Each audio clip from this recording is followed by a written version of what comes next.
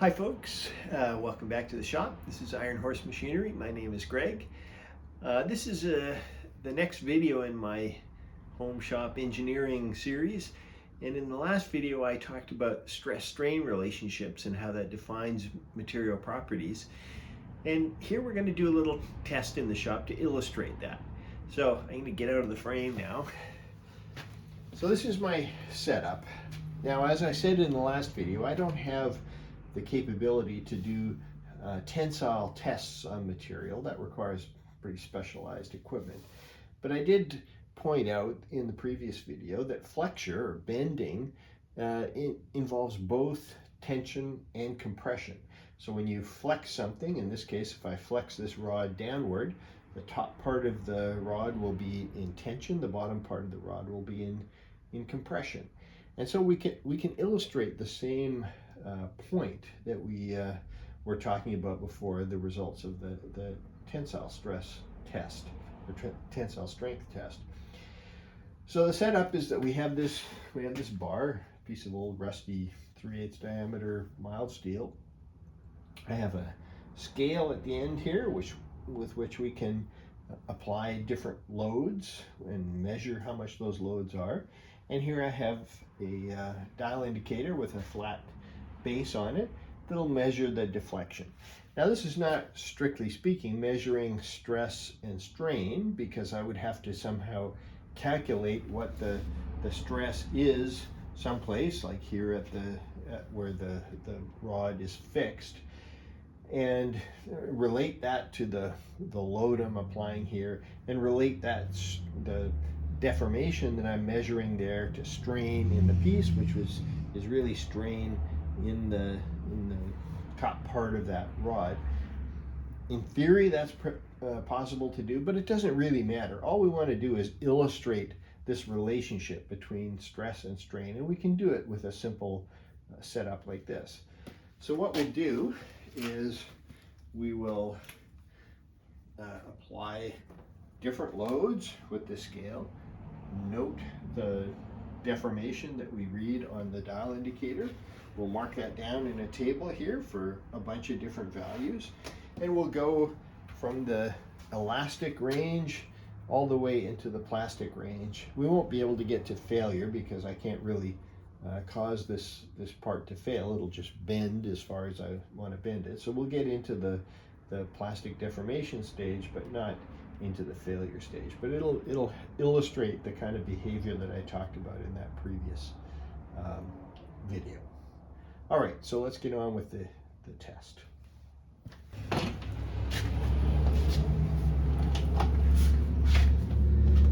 All right, here we are. We have the dial indicator set up. I've put some preload on it so that when we move this down, it'll read the amount that we're moving down. I have my scale at the end. So we'll start filling in the table. So let's start with a small amount, let's say 5 pounds.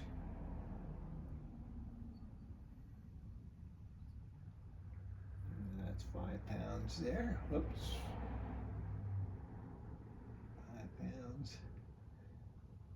So that got us up to there, which was 10, 20, 30, 40, about 45 thousandths. So let's say 5 pounds. 0.045. All right, let's try 10 pounds.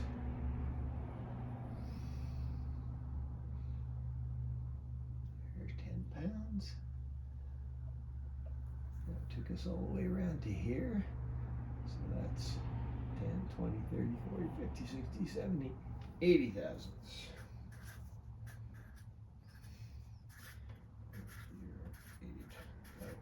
And we've returned to nearly zero. There's a little bit of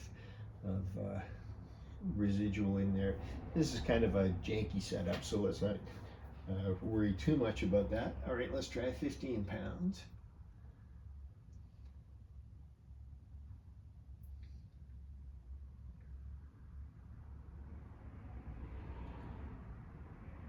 There's 15 pounds. So that, now we've surpassed our return to 0 point, because we've got quite a large residual amount in there. In that case, it went around once, so that's 100 thousandths. Let's see if I can figure out how far we got there.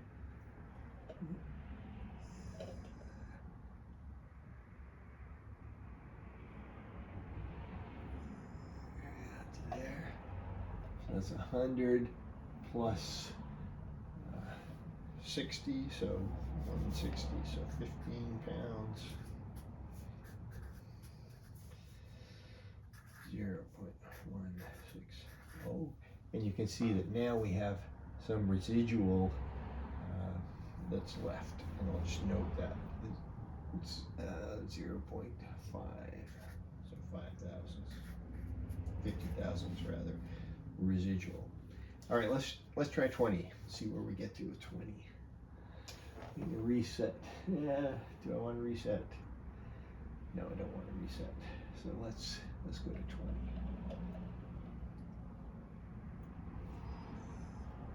Sorry, let me do this again so I can keep track. That's 1 revolution.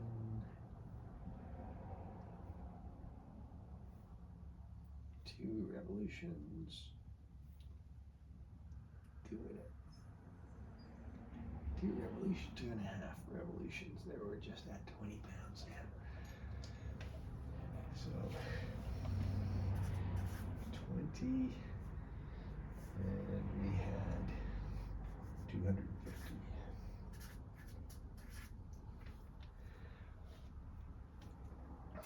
Let's try one more. Let's see if we can get to 25 pounds.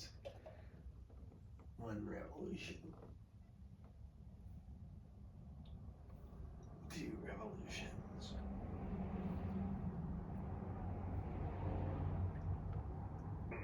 Now we're just starting to bend and I can't get to 25 pounds. All right, let's graph this up and see what it looks like. All right, so here are the results. I replicated what I wrote down. So for each of the loads we applied, I've listed them here. The deformation that we measured for each of those.